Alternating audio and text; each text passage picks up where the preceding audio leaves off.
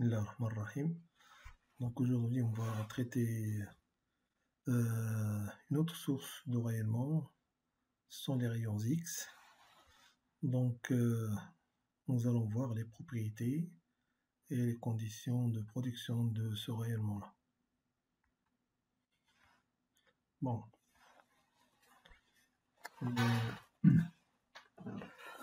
Donc le phénomène des rayons X donc, ont été découverts accidentellement. Donc voilà. Donc nous allons voir. Voilà. Ça c'est le tube des rayons X. Voilà. 1895, Röntgen donc va découvrir. Elle a découvert ces rayonnements. Donc parmi les propriétés qu'il a analysées, c'est-à-dire que ces rayonnements sont déviés ni par un champ électrique ni par un champ magnétique. On sait qu'on peut produire des rayonnements par un bombardement d'un métal anticathode par des électrons rapides accélérés sous une tension U. Donc ces électrons vont acquérir une énergie cinétique E fois U. Alors voilà le filament par exemple tungstène et l'anticathode. Ça peut être tungstène, ça peut être cuivre, ça peut être un autre métal. Donc voilà, là on peut changer la tension d'accélération entre la cathode et l'anticathode, bien l'anode. Donc les électrons accélérés avec une vitesse ou une énergie très importante, ça veut dire sous une tension très importante, vont arriver à l'anticathode avec une vitesse importante. Donc ce qui va provoquer normalement une perte d'énergie importante aussi, c'est-à-dire l'élévation de température de l'anticathode, ce qui nécessite ça veut dire un système de refroidissement pour pouvoir continuer de travailler. Donc vous voyez que la tension d'accélération peut atteindre jusqu'à 50 kV. Donc Röntgen, c'est un Allemand qui a découvert les rayons X. Donc, il lui a valu le prix Nobel en 1901. Donc voilà, le tube de Coulomb, c'est le tube de Röntgen, donc composé premièrement par une source d'électrons. Donc les électrons ils sont émis par effet thermoionique à partir d'un filament chauffé. Deuxième composant de tube, donc sont ces électrons soumis à une tension très accélératrice très importante. On a vu que ça peut atteindre jusqu'à 15 kV. Donc, ce qui confère, ça veut dire une grande énergie aux électrons, énergie cinétique. Alors, troisième élément, c'est que ces électrons ensuite vont être freinés brutalement par une cible de tungstène, c'est le freinage. Donc, une partie de ces très faible de ces électrons qui vont être à l'origine de la formation des rayons X. L'essentiel de l'énergie cinétique de ces électrons est transformé en chaleur, ce qui explique pourquoi il y a un système de refroidissement de l'anticathode. Donc il faut s'attendre à avoir des rendements très faibles de la production des rayons X. Alors, ce sont des ondes électromagnétiques. Ils ont un grand pouvoir de pénétration.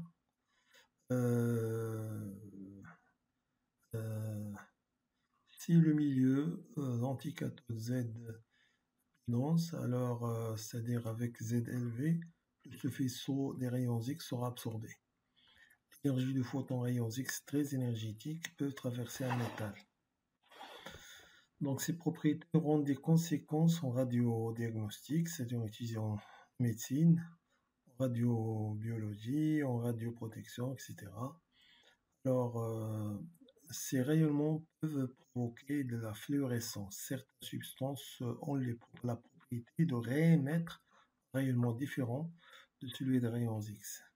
Donc ce qu'on appelle les photons de fluorescence, qui dépendent du milieu où les rayons X donc, naissent. rayonnement fluorescent, c'est caractéristique de la molécule excitée. Donc, spectre d'absorption des rayons X, on sait que les rayons X peuvent traverser la matière, mais que leur intensité sera diminuée par cette traversée. L'atténuation de l'intensité des rayons X dépend du milieu traversé et constitue le fondement de la radiographie médicale et industrielle. Il dépend aussi de la fréquence des rayons X.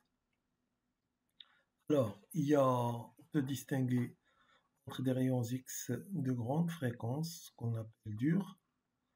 Donc, leurs énergies dépassent les 100 keV, kV. Ça veut dire leurs longueurs d'onde sont plus petites ou égales à 0,1 angstrom. Alors, les rayons X de fréquence, normalement, ce qu'on appelle des grandes fréquences, des petites fréquences. Ça veut dire longueur d'onde supérieure que 10 angstroms. Énergie inférieure de 1 keV. Donc, il y a des rayons X durs, longueur d'onde plus petite que 0,1 angstrom. Les rayons X mous, longueur d'onde supérieure ou égale à 10 angstroms. Donc, l'atténuation de l'intensité des rayons X lors de la traversée de la matière n'est pas une fonction monotone de la fréquence. Alors voilà comment mesurer l'atténuation des rayons X. Voilà, de point de vue expérimental, vous avez un tube de College, c'est-à-dire de production des rayons X. Voilà, ça c'est la cathode. L'anticathode, il y a la production des rayons X. Une partie des rayons sera ça veut dire un collimateur qui va diriger une partie du faisceau vers un cristal. Le cristal ça veut dire la diffraction sur le cristal va donner une longueur d'onde bien choisie. Ça veut dire là on peut choisir des photons monochromatiques. Là c'est polychromatique, il y a plusieurs longueurs d'onde, mais là on peut choisir une longueur d'onde, ça veut dire une fréquence bien déterminée après l'interaction avec le cristal. Donc le cristal joue le rôle d'un filtre, ça dépend de θ. Donc là vous avez des fentes aussi et vous avez un bloc. Ça veut dire les rayons X qui vont traverser, qui vont rentrer en collision avec le bloc d'épaisseur Z, et un détecteur derrière qui va détecter l'intensité du rayonnement. Donc en changeant les fréquences, on peut mesurer l'intensité en fonction des fréquences. Donc ça, c'était des anciennes méthodes de mesure. Maintenant, ça a changé, bien sûr. On n'a plus de ce genre de choses, c'est-à-dire photomultiplicateur, etc. On a des détecteurs à barrettes. Maintenant, on a un certain nombre de choses qui sont très différentes pour mesurer ce genre de choses. Alors, un spectromètre à cristal joue le rôle de monochromateur. Ça veut dire que c'est lui qui va faire le filtre.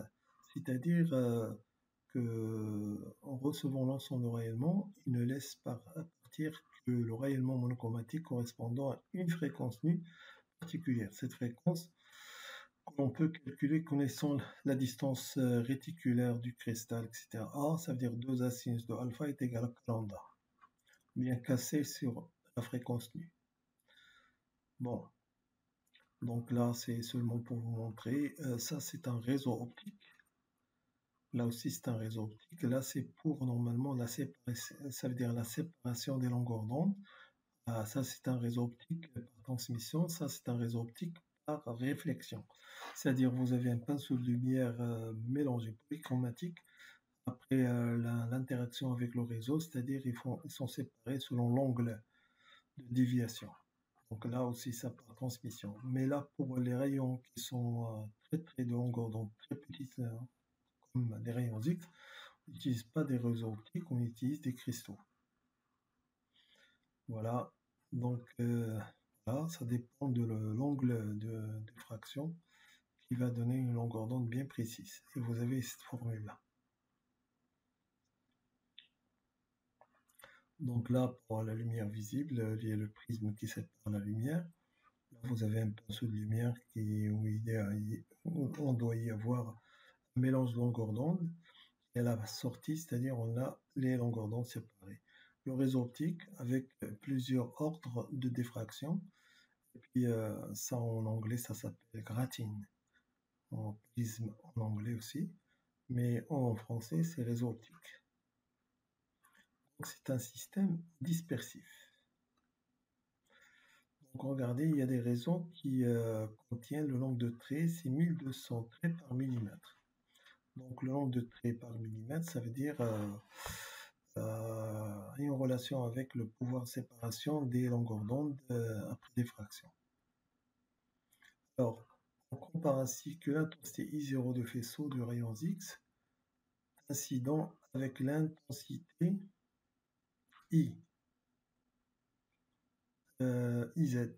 La sortie, ça veut dire de métal, de l'épaisseur de métal. Donc, l'épaisseur Z de la matière. Donc, on vérifie que l'absorption de l'énergie de faisceau X par le milieu se fait suivant la loi exponentielle.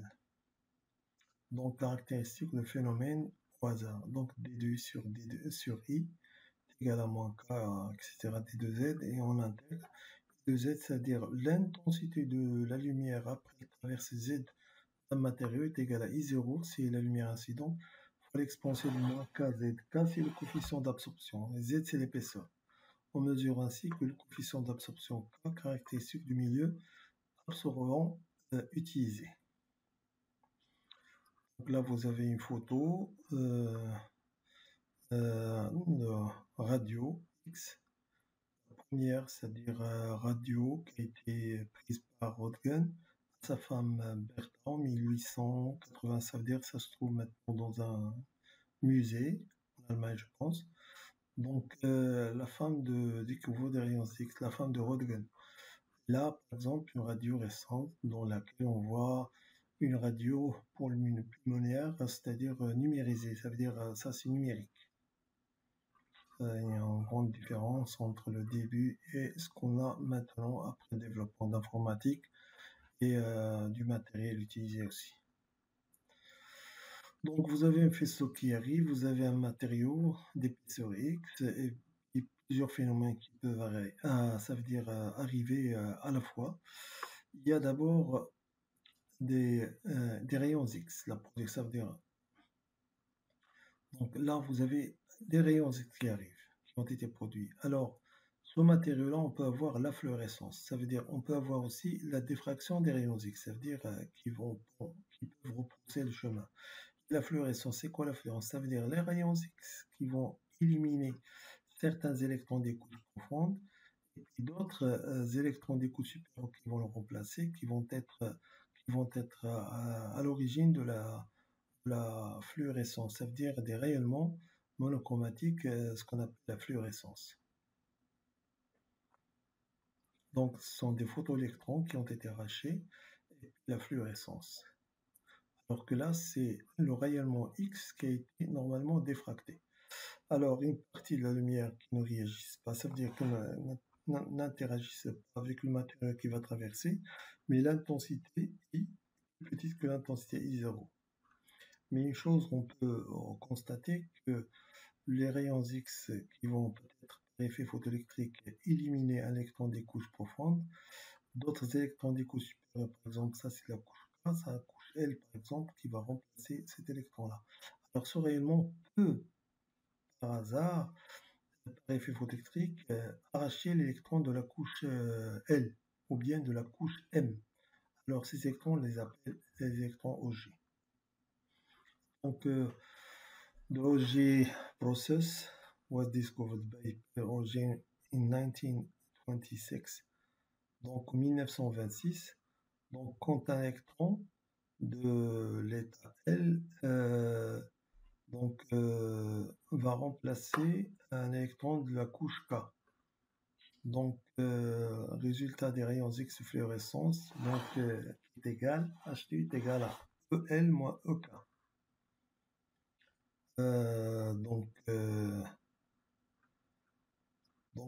Ces électrons d'énergie moindre, ça veut dire peuvent être arrachés par ces rayonnements. Donc, c'est un texte à lire. Je vous laisse le soin de le voir attentivement. Donc, le phénomène d'absorption. Donc, regardez, vous avez l'absorption, ça c'est la fréquence et ça le coefficient d'absorption. Quand on mesure, on trouve qu'il y a, pour chaque couche, il y a des cassures, il y a des discontinuités. 5 pour M, 3 pour L et 1 pour K. Ça, c'est en fonction de longueur d'onde et c'est le même schéma, mais celle-là, elle est en fonction de la fréquence.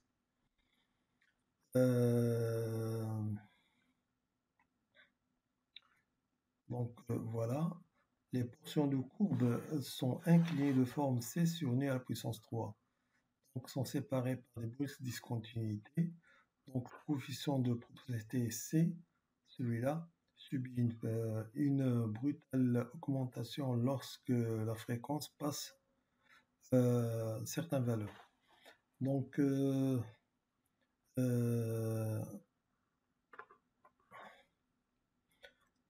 ces discontinuités, normalement, on va voir sont les effets photoélectriques, c'est-à-dire ceux d'effets photoélectriques sur des couches, de sous-couches. On observe discontinuité sur la couche K, 3 sur L et 5 sur M, puis 7 sur N, etc. En réalité, l'absorption, il n'y a pas que l'effet photoélectrique, il y a plusieurs éléments qui rentrent en compétition, qui composent.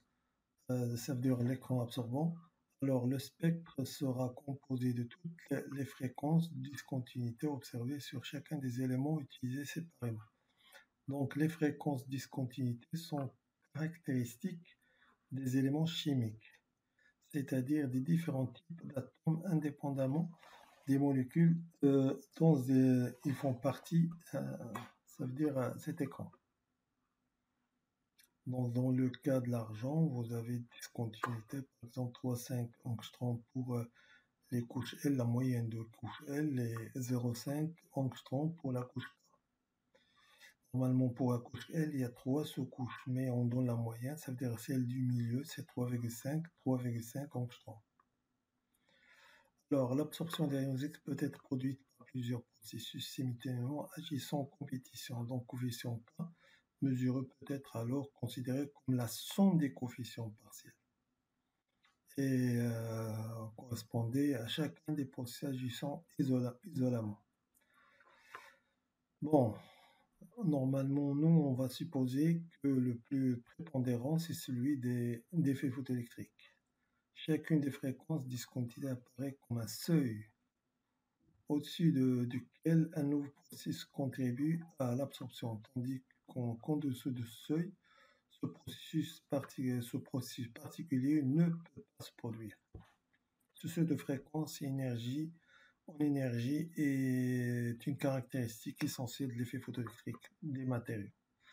Donc, question qu'on peut se poser, est-ce qu'on peut avoir aussi phénomène, effet comptant? Ça dépend de la fréquence utilisée. D'accord? On a vu sur le cours d'effet comptant, l'effet photoélectrique, il y a des frontières. Ça veut dire que ça dépend de la valeur de la fréquence. On interprète ainsi que chacune discontinuité d'absorption comme étant le seuil d'effet photoélectrique. Chacune discontinuité correspond à un travail de sortie différent, c'est-à-dire l'arrachement d'électrons d'énergie de liaison différente. Alors d'abord, donc ce spectre, le rayonnement X, donc normalement est composé de plusieurs parties. Spectre d'émission des rayons X. Donc on sait comment fonctionne un tube rayons X. On bombarde avec des électrons fortement accélérés un bloc de métal appelé anticathode. Le bloc métallique devient alors source de rayons X. Le spectre continu se présente comme la superposition d'un spectre continu. Le spectre obtenu se présente comme la superposition d'un spectre continu d'un spectre de ray. Donc les rays et le fond continu du spectre s'expliquent d'une manière complètement différente. Donc le spectre des rayons X est une composition de deux spectres, ça veut dire un spectre continu et un spectre de ray. Donc superposition d'un spectre continu et d'un spectre de ray dans l'émission des rayons X. Voilà le spectre des rayons X, c'est celui-là. Ça veut dire composé d'un spectre continu, d'un spectre de ray. Si on sépare les deux, ça spectre de ray, ça spectre continu. Ce spectre continu est caractérisé par une fréquence maximale. Une patate, c'est-à-dire qui augmente, qui passe par, ça veut dire une saturation, puis une descente rapide. Alors que là, vous avez vraiment des raies. Ces raies sont caractéristiques du matériau qui donne naissance aux rayons X. Alors le spectre continu. Toute charge, on sait déjà que toute charge accélérée produit un rayonnement électromagnétique, un rayonnement de freinage, ou ce qu'on appelle en allemand Bremsstrahlung, est émis lorsqu'un électron incident subit lorsqu'il s'approche d'un noyau atomique de la cible une fonction électrique F, une force électrique F qui va incurver sa trajectoire. L'accélération centripète vers le centre qui en résulte provoque l'émission d'un rayonnement électromagnétique pouvant prendre la forme d'un photon X d'énergie E prélevé sur l'énergie cinétique de l'électron. Ça veut dire si vous avez l'électron qui arrive avec énergie, ça veut dire sa trajectoire a été déformée. Alors la différence d'énergie a été cédée sous forme de rayonnement électromagnétique. Donc ça c'est le photon après modification de trajectoire de l'électron qui s'approche du noyau. Donc ça c'est le spectre continu de ce qu'on appelle de Bremsstrahlung. Donc voilà, un électron qui s'approche, qui frôle le noyau d'un atome, et puis la différence d'énergie sera cédée sous forme d'un rayonnement électromagnétique. Donc lorsqu'on va irradier une substance avec un faisceau de rayons X de fréquence déterminée, il va absorber une partie de ce faisceau et se comporte à son tour comme une source de rayons X, ce qu'on appelle le spectre de fluorescence. Le spectral de ce rayonnement permet de distinguer les photons sans changement de fréquence qu'on appelle la diffusion Thomson. Les fréquences, ça veut dire les photons avec changement de fréquence, diffusion Compton, ou bien effet photoélectrique. Rayonnement de fluorescence, proprement dit, formant un spectre de raies. Donc, pour avoir la fluorescence, il faut avoir l'effet photoélectrique, parce qu'on va arracher des électrons des couches profondes. Alors que la diffusion Thomson, il s'agit des électrons périphériques, c'est-à-dire il n'y a pas de fluorescence à cause de l'effet Compton. Il y a la fluorescence à cause de l'effet photoélectrique. On emploie le terme fluorescence chaque fois que des atomes deviennent émetteurs de rayonnement. Alors, le spectre continu, donc caractéristiques essentielles du spectre continu sont indiquées dans deux figures là, ici. Là, on n'a pas changé l'accélération, on a changé le matériau, c'est-à-dire on a augmenté Z, c'est-à-dire seulement la partie de saturation qui va changer. Alors, la valeur maximale de la fréquence maximale reste la même. Si vous changez pas l'accélération, si vous changez seulement l'anticathode, Z, vous augmentez Z, alors vous augmentez seulement la partie d'intensité. Alors que là, si vous gardez le même matériau, vous augmentez l'accélération, c'est-à-dire la partie supérieure Numax va augmenter. Alors, le spectre continu dépend peu de métal qui constitue l'anticathode. La hauteur de la courbe augmente avec le numéro atomique, donc ça c'est pas intéressant. La forme de courbe est caractérisée par l'existence d'un maximum de fréquence, dont retombée à zéro très rapide, pour certaines fréquences maximales, Numax, au-dessus de laquelle aucun rayonnement n'est émis. Donc ça dépend aussi de l'accélération qui donne la fréquence maximale. Numax est absolument indépendant du métal qui constitue l'anticathode. Donc ça n'a rien à voir avec le métal. Et ça veut dire qu'il dépend de la tension d'accélération. Donc la courbe dépend au contraire fortement de la tension d'accélération. Donc E fois U, ça c'est la tension d'accélération, est égal à H Numax. Donc voilà, avec ceci, on peut mesurer carrément le rapport H sur E. Parce que la tension d'accélération on connaît, la fréquence maximum on peut mesurer sur le spectre, alors expérimentalement on peut mesurer H sur E. Donc le spectre continu, c'est un spectre de freinage. La valeur maximale, c'est le freinage brutal des électrons lorsqu'ils pénètrent l'anticathode. d'une matière brutale, c'est-à-dire alors si on arrête carrément l'électron, c'est-à-dire il va émettre l'ensemble de son énergie, c'est h nu max. Donc voilà, donc c'est toujours la même chose. Donc h nu max est égal à 1 demi v carré, c'est l'énergie totale de l'électron, c'est E fois V. Voilà, E fois U. Donc tout à l'heure on a utilisé ici U, et là sur une autre photo, et vous avez VU, c'est la même chose, hein. Donc voilà, j'ai changé ici. Donc pour mesurer A sur E, ça veut dire la mesure précise de valeur du rapport A sur E se fait par cette méthode-là. Le spectre de Rayleigh. Donc à l'opposé, à l'opposé de spectre continu, le spectre de Rayleigh dépend essentiellement du matériau au sein duquel les rayons X prennent naissance. Que ce soit l'anticathode d'un tube à rayons X ou la matière absorbante utilisée dans l'expérience de fluorescence. Donc, les fréquences de Rayleigh spectrales sont totalement indépendantes de la tension d'accélération des électrons dans le premier cas, ou la fréquence du rayonnement dans le second cas. Donc, spectre de Rayleigh ne dépend que des éléments chimiques entrants dans la composition de ce matériau-là. Les fréquences sont donc caractéristiques des types d'atomes correspondant aux divers éléments chimiques. Donc, avec les spectres de Rayleigh dépendent les éléments qui constituent l'anticathode. Et si vous avez un mélange, vous aurez un mélange de spectres de Rayleigh.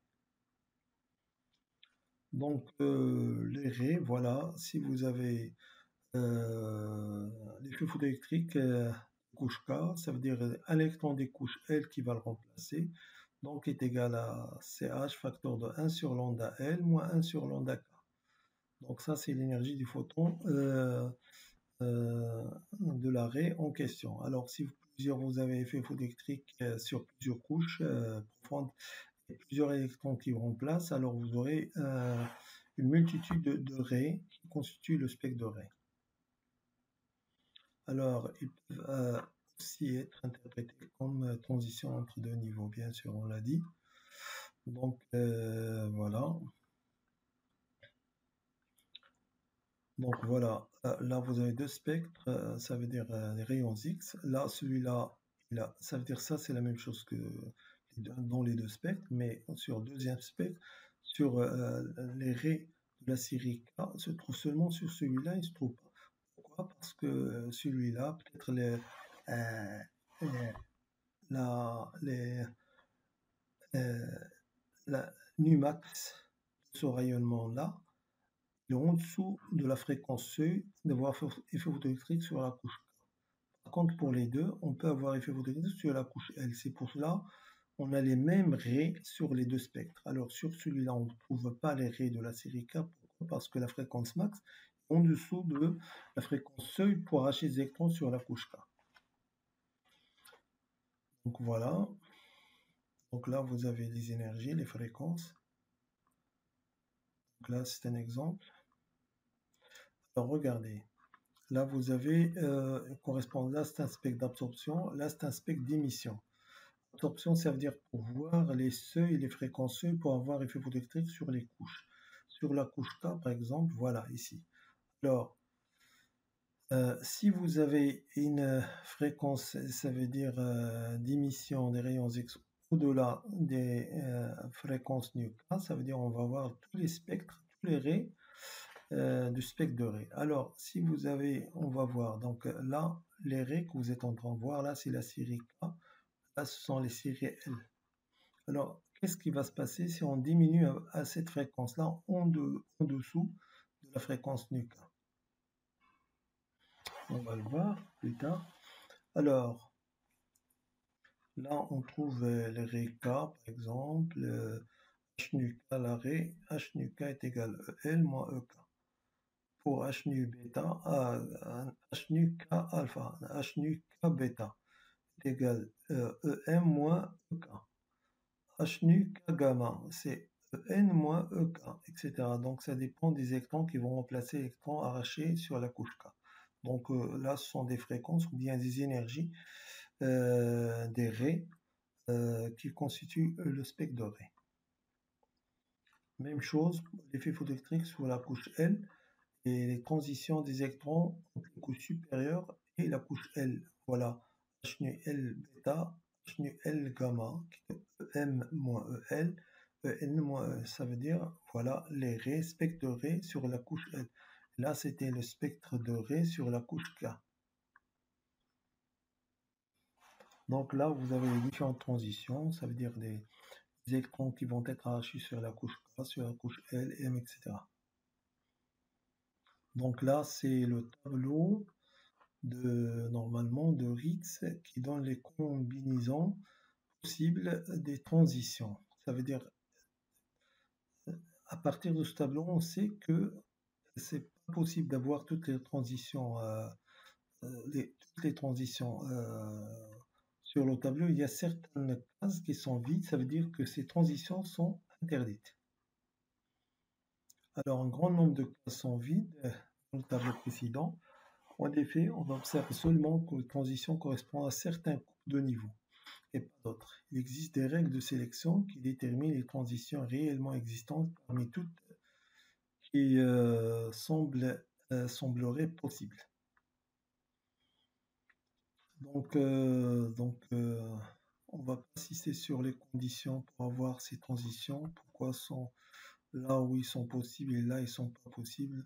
C'est un principe d'exclusion de Ritz, ça veut dire qu'on ne va pas traiter, ça veut dire que c'est pas notre but.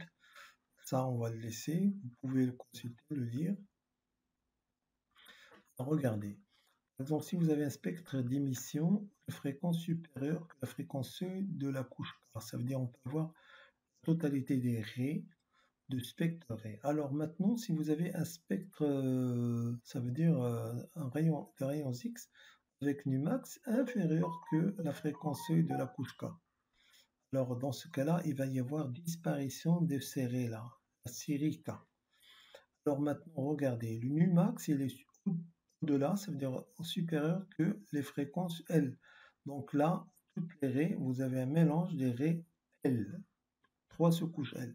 Alors, si vous diminuez par exemple la fréquence max en dessous de L3, alors une partie des raies vont disparaître. Alors, si on continue de diminuer maintenant, en dessous de la raie, ça veut dire du L2, alors aussi d'autres qui vont disparaître, il vont rester seulement que ces 4 raies-là. Ces 4 raies, dire que ce sont des transitions sur la couche L3. Et puis là, sur celle-là, c'est L3 plus L2. Et là, tout ça, c'est L.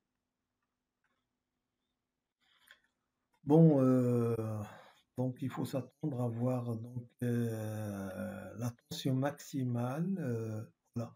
S'il est normalement supérieur que nu H nu L1, c'est-à-dire on va observer les 3 séries. Si la tension, l'énergie maximale E fois U, c'est H nu max, comprise entre H nu L1 et H nu L3, alors on va voir seulement les transitions sur les séries L2 et L3. Alors si vous avez maintenant, toujours je continue, si vous avez normalement l'énergie maximale comprise entre H nu L2 et H nu L3. Alors dans ce cas-là, on va voir que la série L3. Et si vous avez l'énergie en dessous de L3, ça veut dire il va y avoir absence de la série L. Donc en conclusion, nous avons pu connaître plus d'informations sur la production de rayons X. Donc la composition des rayons X, constitution, les paramètres.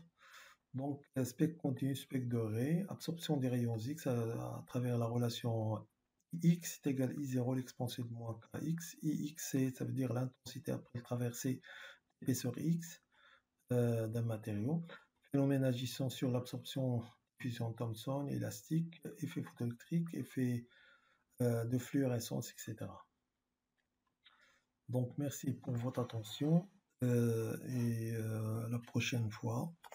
dans un autre cours sur l'infrarouge, la spectrométrie infrarouge.